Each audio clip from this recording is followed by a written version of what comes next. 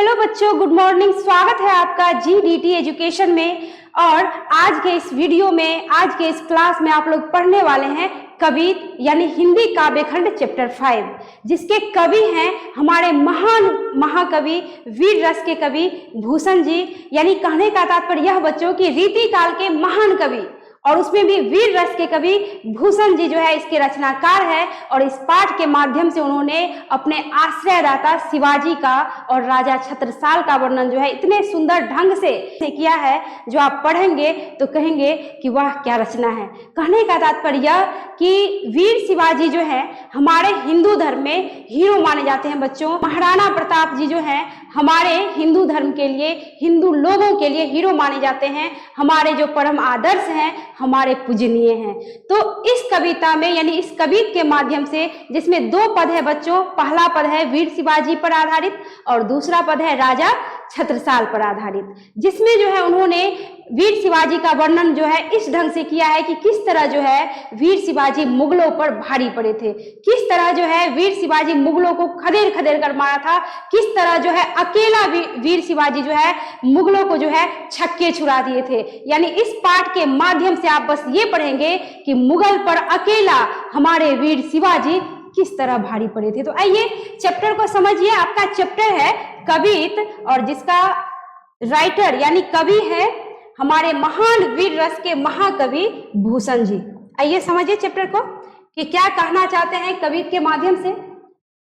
कहते हैं तो आपका बच्चों आपका शीर्षक क्या है? कवित। कहते हैं इंद्र जिमि जम्ब पर बारब जो अम्ब पर रावण सदम्ब पर रघुकुल राज है। ये पंक्ति जितनी अच्छी है उतना ही उसका अर्थ है बच्चों। और जब आप अर्थ समझेंगे तो पता चल जाएगा कि क्या गजब का इसका अर्थ है और क्या बात इन्होंने यानी भूषण जी ने इस पंक्ति और इस पाठ के माध्यम से कहा है। यानी एक एक शब्द जोश भर देने वाला है। तो देख लीजिए, सबसे पहले आप सारे शब्दों का शब्दार्थ समझ लीजिए, क्योंकि शब्दार्थ समझेंगे तभी आपको पढ़ने में जो है मजा आएगा। अब जब शब्दार्थ ही नहीं समझ में आएगा तो फिर कोई मजा नहीं है। तो पहले सबसे पहले बच्चों आप लोग शब्दार्थ समझिए कि इसका मतलब, इसका जो है जितने सारे शब्द हैं इसका मतलब क्या होता है। इंद्र मतलब हो गया भगवान इंद्र, और जिमी मतलब हो गया जिस प्रकार। ठीक है बच्चों, इंद्र मतलब भगवान इंद्र जो देवताओं के राजा माने जाते हैं। आप लोगों को अच्छी तरह पता होगा, मुझे बताने की कोई आवश्यकता नहीं है, है ना। इंद्र मतलब भगवान इंद्र, देवताओं के राजा। जिमी मतलब जिस प्रकार, और जम्ब मतलब होता है बच्चों जम्भासुर। समझ गए? पर और बारब मतलब समझ गए? बारब मतलब होगा आपको बच्चों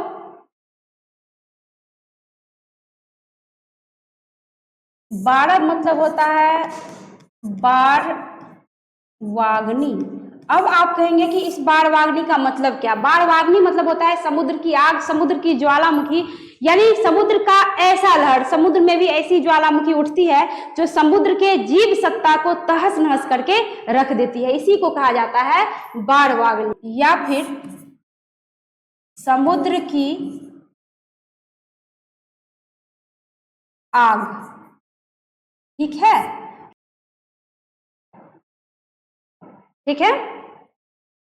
अम्ब मतलब हो गया बच्चों जल।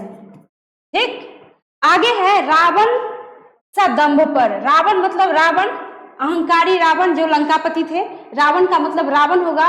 उसके बाद है सदम्भ। सदम्भ मतलब होता है बच्चों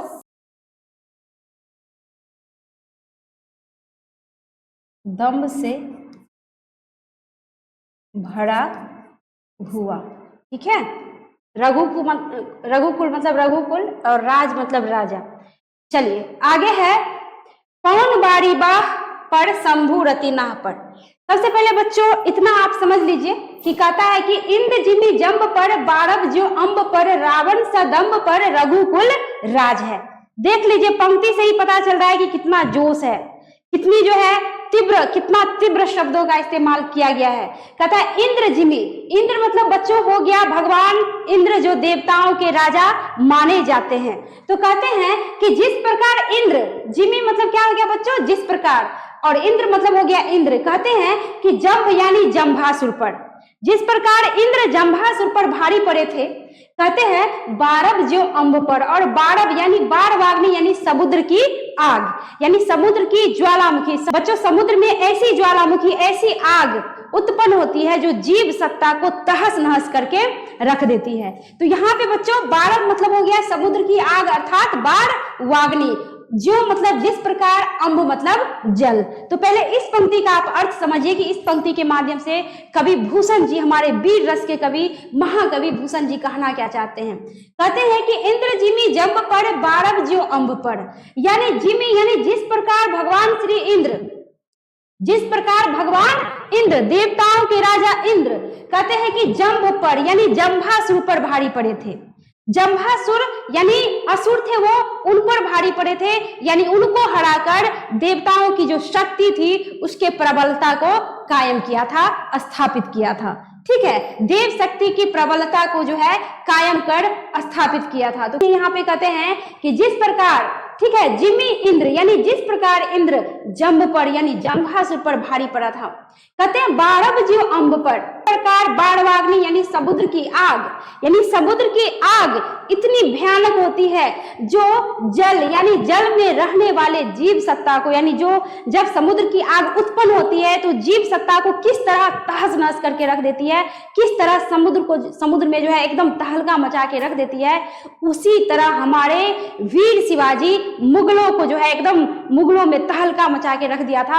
मुगलों को जो है, मुगलों पर जो है भारी पड़ा था, यानी अकेला वीर शिवाजी मुगलों को जो है इस तरह मजा चखाया, इस तरह मुगल पर भारी पड़ा कि मुगल डर के मारे थर थर कांपते थे बच्चों। तो यहाँ पे कहता है, इसलिए कहता है इंद्र जिमी जंब पर, बारब जो अम्ब पर, कि जिस प्रकार इंद्र यानी भगवान इंद्र जंब यानी जंभासुर पर भारी पड़े थे, देव सत्ता की प्रबलता को कायम किया था, देव शक्ति की प्रबलता को स्थापित किया था।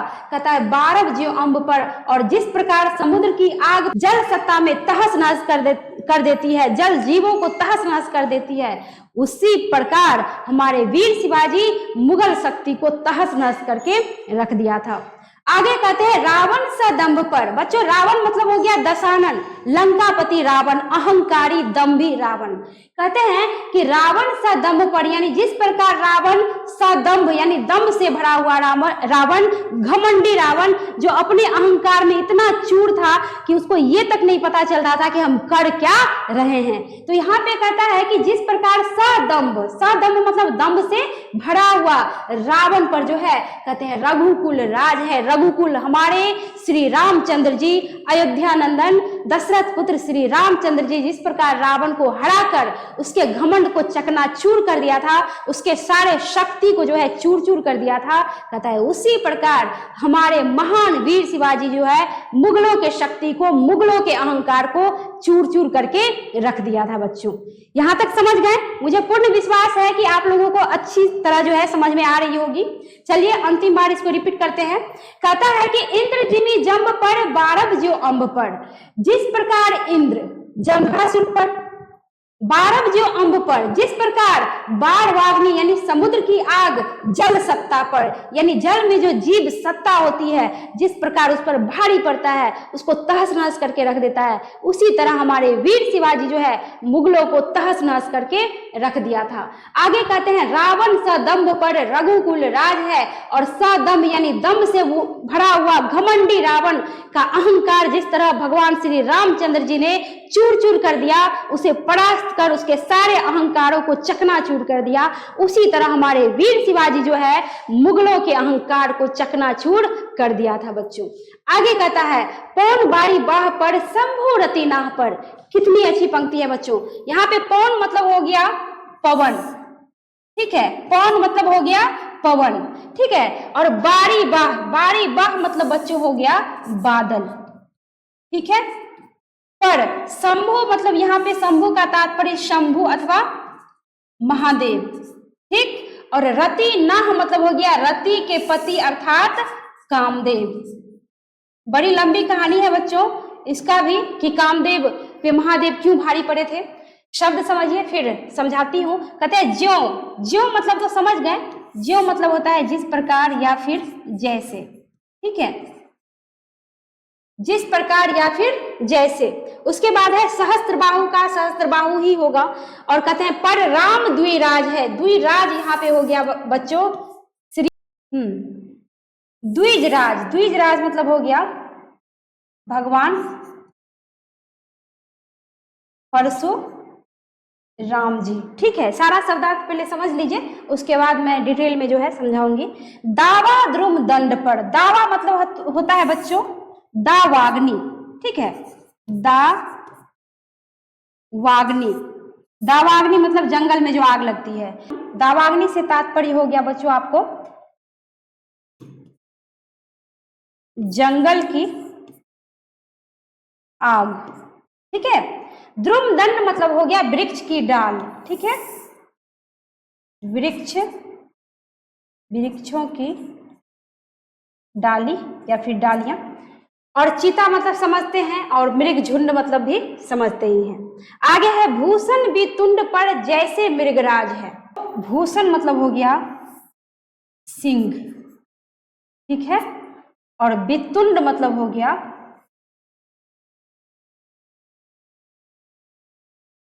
हाथियों का समूह। मृगराज का मृगराज ही होगा। तेज तम अस्पर, तेज मतलब हो गया प्रकाश, और यहाँ पे तम मतलब हो गया बच्चों अंधकार। ठीक है, अंश का मतलब अंश ही हो गया कान। कान मतलब हो गया भगवान, कान मतलब बच्चों हो गया श्री कृष्ण जी। ठीक है, तेज मतलब प्रकाश, तम मतलब अंधकार, अंश मतलब अंश। ठीक है, यहाँ दंत सा है, होगा तालब शाह। कान मतलब श्री कृष्ण जी, जिमी मतलब जिस प्रकार, और कंस का तो पते है। और यो मलेच्छ वंश पर, यहाँ पे मलेच्छ बच्चों कहा गया है आपको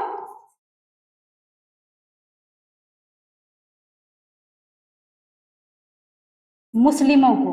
ठीक है, यहाँ पे मलेच्छ कहा गया है बच्चों मुस्लिमों को। ठीक है, वंश पर, वंश मतलब क्या, वंश या फिर उसका खानदान। और शिवराज मतलब हो गया हमारे महान वीर शिवाजी। तो आइए बच्चों समझिए, सारा शब्दार्थ समझिए कि किसका क्या मतलब होता है। ये दो पंक्ति मुझे पूरा विश्वास है कि आप लोगों को समझ में आ गया होगा। आगे है पौन बाड़ी बाह पर शंभु रति नाह पर। देख लीजिए पंक्ति कितनी जबरदस्त है। कहता है कि पौन बाड़ी बाह पर, पौन मतलब हो गया बच्चों पवन, बाड़ी बाह मतलब हो गया बादल। ठीक है, कहते हैं कि जिस प्रकार पवन जो है बादल पर भारी पड़ता है, यानी तेज अगर हवा का झोंका आया तो बादल को उड़ा के लेके कहां चला जाएगा, किस तरह बादलों के झुंड को तहस नहस कर देता है, उसी तरह हमारे वीर शिवाजी जो है मुगलों के झुंड को तहस नहस करके रख दिया था बच्चों। तो इसलिए कहता है कि पौन बाड़ी बाह पर की जिस प्रकार पवन यानी बादलों के समूह पर, बादलों पर जो है एकदम भारी पड़ता है, वो तेज हवा जो है जिस रफ्तार में आती है उसको उड़ा के लेके चली जाती है, उसी प्रकार शिवाजी के पवन के वेग समान बल के सामने, उसके तीव्र भाव के सामने, उस कहने का मतलब क्या कि उसके तेज के सामने जो है मुगल सेना जो कहां बह के चले जाते थे उसका कोई अता पता नहीं होता था। अब आगे कह रहा है बच्चों कि पौन बाड़ी बाह पर शंभु रति नाह पर, कि जिस प्रकार कहते हैं जिस प्रकार पवन जो है बाड़ी बाह यानी बादलों को उड़ा के पता नहीं कहां लेके चल जाता है, पवन की तेज रफ्तार जब आती है, उसी प्रकार जब वीर शिवाजी मुगलों के गलियों से जो है गुजरते थे तो मुगल की जो सेना होती थी वह एकदम तेज रफ्तार में बादल की तरफ पता नहीं कहां उड़ जाता था, इसका कोई अता पता नहीं चलता था। आगे कहता है कि शंभु रति नाह पर, शंभु अर्थात महादेव और रति नाह मतलब कामदेव। यानी यहाँ पे एक कहानी है, दिलचस्प कहानी है बच्चों, कि जब महादेव जी जो है कई वर्षों तक योग निद्रा में थे तो उसको जगाने के लिए सारे देवी देवता एकदम परेशान थे। माता पार्वती जिनका कई बार जन्म होता है फिर बिछड़ जाते हैं तो वो उनको यानी कामदेव को मनाती है, सभी देवता जो है मनाते हैं और कहते हैं कि आप अपना प्रेम पास महादेव के ऊपर फेंकिए, जिससे महादेव जी के मन में प्रेम क्या होगा उत्पन्न होगा, उसका ध्यान जो है उनका टूटेगा।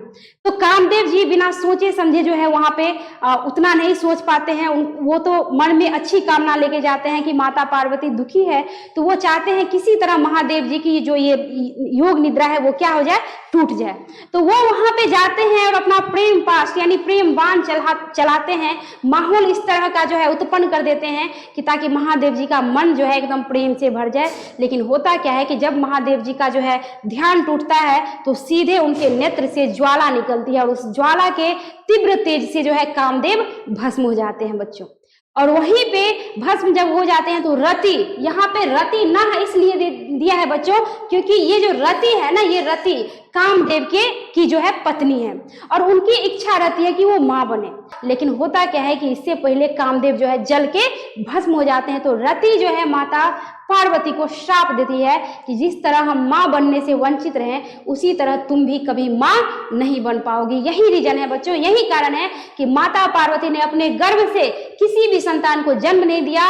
माता पार्वती के मैल से गणेश जी का जो है निर्माण किया गया, यानी माता पार्वती जी ने गणेश जी का जो है जन्म हुआ माता पार्वती के मैल से। ठीक है, उसके बाद कार्तिकेय जो माता के शक्ति से, शिव और शक्ति के शक्ति से। ठीक है, और उसके बाद अंधक का तो पता ही है, वह एक घटना थी कि भगवान महादेव के जो है आंख जब माता पार्वती बस ऐसे ही हंसी मजाक में इसे बंद कर देती है तो नेत्र से जो आंसू गिरते हैं उस आंसू से यानी उस अंधकार, यानी आंख जो बंद होता है पूरा संसार एकदम अंधकारमय हो जाता है। और माता पार्वती इतना समझती नहीं रहती है क्योंकि महादेव तो अंतर्यामी होते हैं, वो जानते हैं कि मजाक भी पूरे सृष्टि पर भारी पड़ने वाला है और उसी आंसू से, वो जो आंसू छलकता है उससे अंधक का जन्म होता है। तो यानी कहने का मतलब ये रति का ही श्राप था जिसके कारण माता पार्वती जो है अपने कोख से, अपने गर्भ से जो है किसी संतान को जन्म नहीं दे पाती। वो बस मैल से, शक्ति से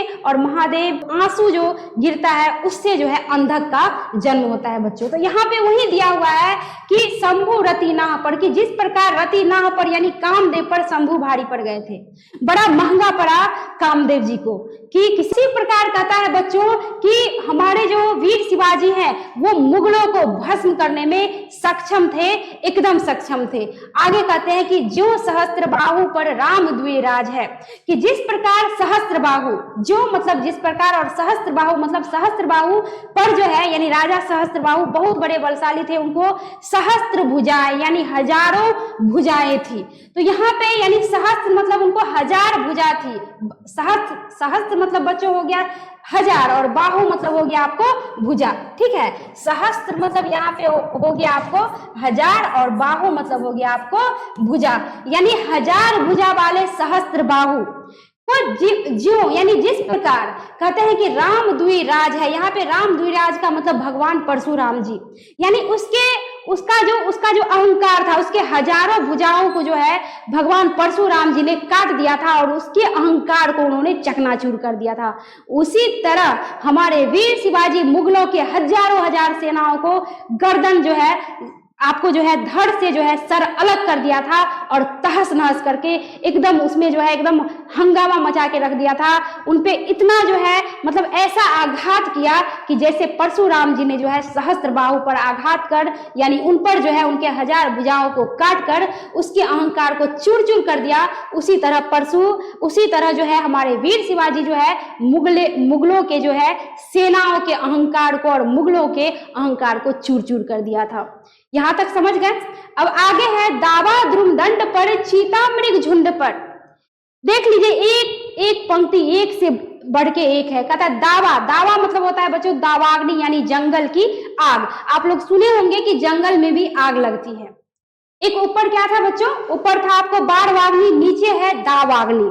बारवाग्नि यानी समुद्र की आग और दावाग्नि मतलब जंगल की आग। तो कहते हैं दावा द्रुम दंड पर, देख लीजिए कि जिस प्रकार दावा यानी दावाग्नि यानी जंगल की आग, द्रुम दंड मतलब हो गया वृक्षों की डालियों को एकदम क्या करती है, विरूप कर देती है। कहने का तात्पर्य कि अगर जंगल में आग लग जाए, हरा भरा हरियाली होता है, हरी सुंदरता को खत्म कर देती है। क्या ये दावाग्नि यानी जंगल की आग वृक्षों की डालियों को जलाकर जिस प्रकार भस्म कर देती है, उसी प्रकार मुगलों की सेनाओं को जो है हमारे वीर शिवाजी जो है भस्म करने की क्षमता रखते थे। कहते हैं भस्म अर्थात उनको नाश करने की क्षमता रखते थे, रखते ही नहीं थे बच्चों, नाश कर दिया। अब आगे है कि चीता मृग झुंड पर। देख लीजिए, चीता यानी जिस प्रकार चीता मृग के झुंड पर भारी पड़ता है, यानी एक बार चीता अगर मृग झुंड के पास आ गया ना तो मृग झुंड कहाँ 9 2 11 हो जाता है, कोई अता पता नहीं। यानी कई संख्या में, हजारों की संख्या में भी मृग झुंड क्यों ना रहे, अगर एक चीता उसके बीच में आ गया तो वो जो है भाग खड़े होते हैं। तो इसी प्रकार यानी मृग झुंड से तात्पर्य मुगलों का जो झुंड था, मुगलों का जो झुंड था, वहां जब वीर शिवाजी उस गली से, उस रास्ते से गुजरते थे तो जिस तरह मृग जो है एकदम 9 2 11 हो जाते हैं, उसी प्रकार वीर शिवाजी के आते ही जो है मुगलों की सेना डर के मारे थर थर कांपते हुए वहां से 9 2 11 यानी जोर से वहां से भागते थे, अपनी जान को, अपनी प्राण को बचाकर। आगे कहता है भूषण वितुंड पर जैसे मृगराज है। देख लीजिए बच्चों, एक के बाद एक सारी पंक्ति एक पे एक है, एकदम जानदार और एकदम शानदार। कहता है कि भूषण वितुंड पर जैसे मृगराज है। यहां तक समझ गए बच्चों कि दावा द्रुमदंड पर, ठीक है, दावाग्नि जंगल की आग वृक्षों की डाली को छत बिछत कर देती। चीता मृग झुंड पर, चीता जो है मृग झुंड को जो है एकदम जो है मृग झुंड को जो है भागने पे जो है मजबूर कर देती है, विवश कर देती है। उसी तरह हमारे वीर शिवाजी जो है मुगलों की सेनाओं को भागने पे विवश कर देते थे। आगे है बच्चों, भूषण वितुंड पर जैसे मृगराज है। भूषण अर्थात सिंह, शेर, जंगल का राजा, किंग, कि जंगल का राजा शेर अगर एक बार अगर सभी जीवों के बीच आ जाए तो सारे जीव डर के मारे इधर उधर भागने लगते हैं बच्चों। तो इसी प्रकार कहते हैं कि भूषण वितुंड पर, कि जिस प्रकार उस हाथी के समूह पर अकेला सिंह भारी पड़ता है, उसी प्रकार उस हाथी रूपी मुगलिया सैनिक के ऊपर अकेला सिंह की तरह गर्जन करता हुआ हमारे वीर शिवाजी जो है भारी पड़े थे। आगे कहता है कि जैसे मृगराज है, ठीक है, कहते हैं कि जिस प्रकार सिंह हाथियों के समूह पर भारी पड़ते हैं, जिस प्रकार हाथी का समूह भी उतना बल वाला हाथी का समूह होता है, एक हाथियों में इतना बल होता है बच्चों, बताइए वो हाथी डर के मारे भाग जाते थे, उसी तरह मुगलों की हाथी का यानी हाथी के समान विशाल का सेना जो है जब हमारे जो है वीर शिवाजी को देखते थे तो वो वहां से भाग जाते थे, अपनी जान बचाकर भागने पे विवश हो जाते थे बच्चों।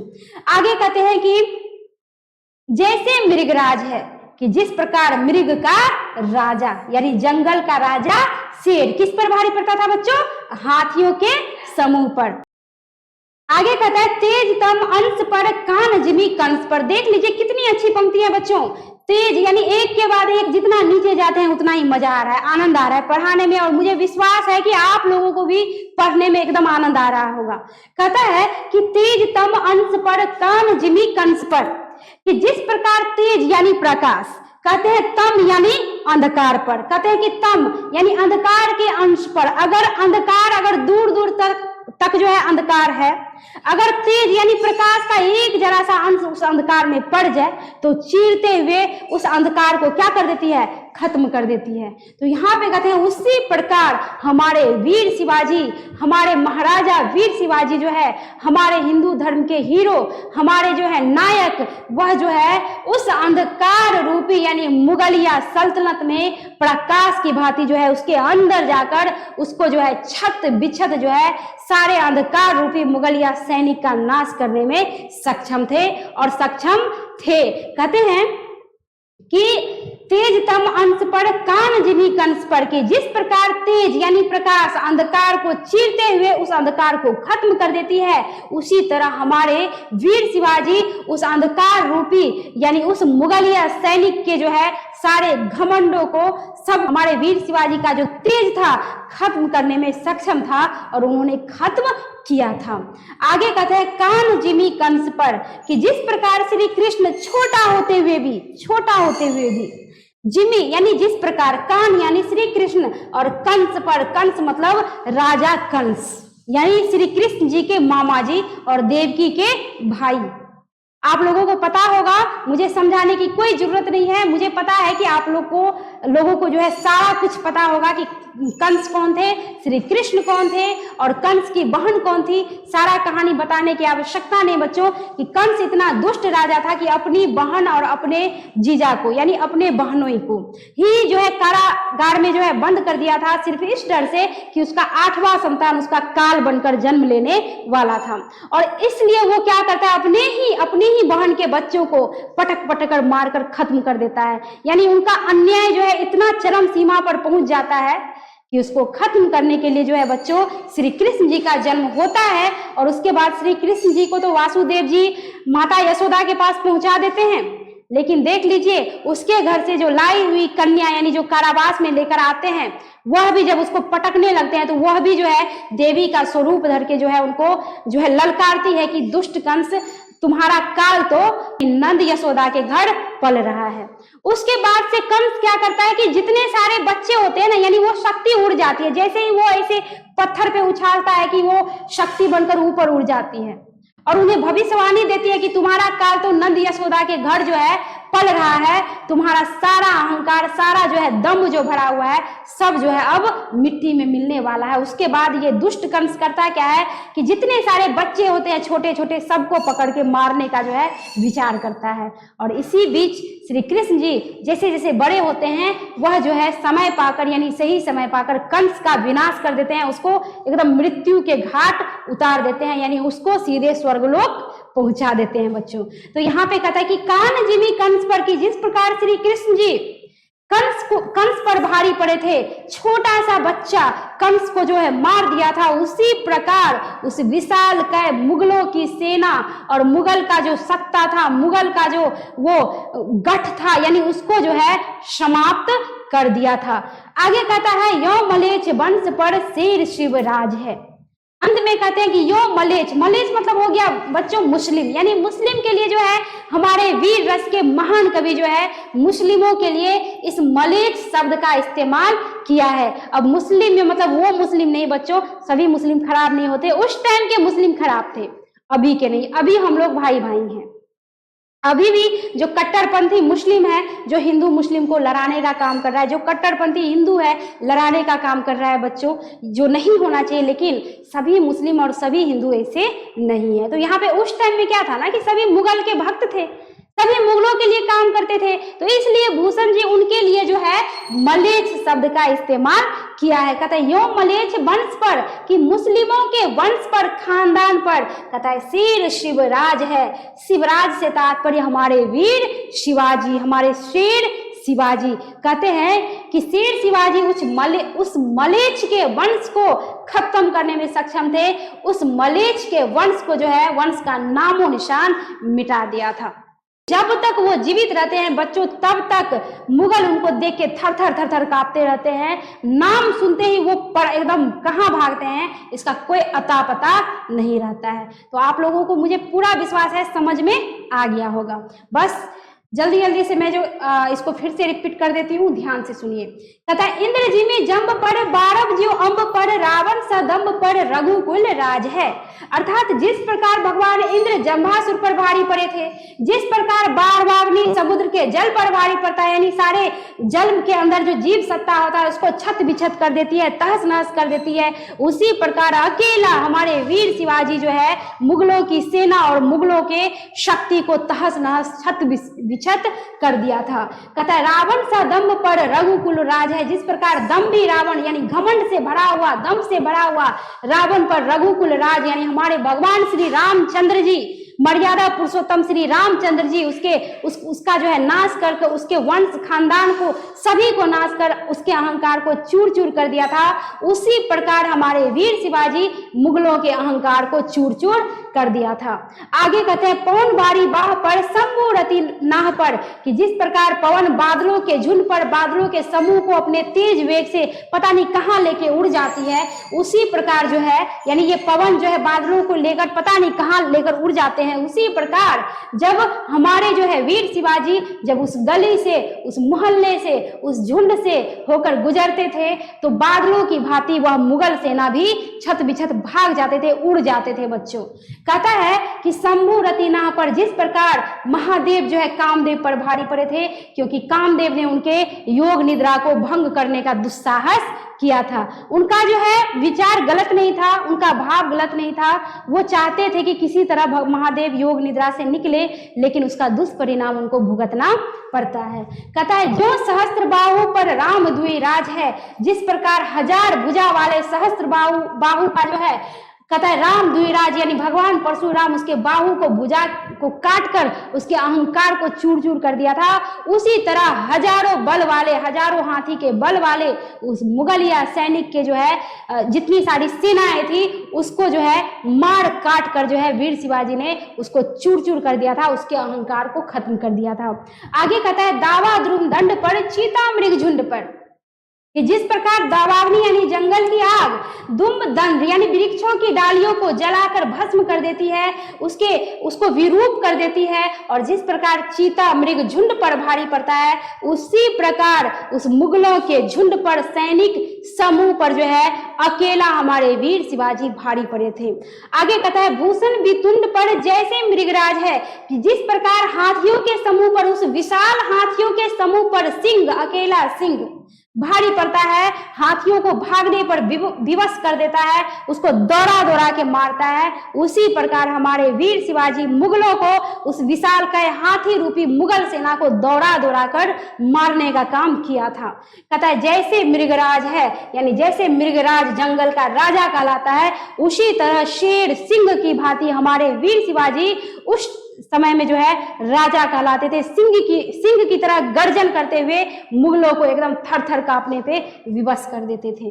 आगे कहता है तेज तम अंश पर कान जिमी कंस पर, कि जिस प्रकार तेज यानी रोशनी की एक किरण अंधकार का नाश कर देती है। कहता है कान जिमी कंस पर, कि जिस प्रकार जिमी यानी जिस प्रकार श्री कृष्ण जी कंस पर भारी पड़े थे, यानी छोटा सा कृष्ण उस कंस को मारकर उसके सारे अहंकार को चूर चूर कर दिया, उसी प्रकार उस विशाल के मुगल की सेना और मुगल के साम्राज्य को अकेला वीर शिवाजी ने नष्ट कर दिया था। कहते हैं आगे है यो मलेच्छ वंश पर शेर शिवराज है, अर्थात मलेच्छ वंश अर्थात मुस्लिमों के वंश को, खानदान को मिटा दिया था, नाश कर दिया था अकेला हमारे शेर शिवराज अर्थात शेर शिवाजी यानी छत्रपति शिवाजी। तो बताइए बच्चों आप लोगों को ये कवित पार्ट 1 कैसा लगा, और भूषण जी सच में वास्तव में वीर रस के कवि हैं? अगर हैं तो कमेंट में हाँ लिख के भेजिए, और मुझे विश्वास है कि कविता आप लोगों को एकदम समझ में आ गया होगा।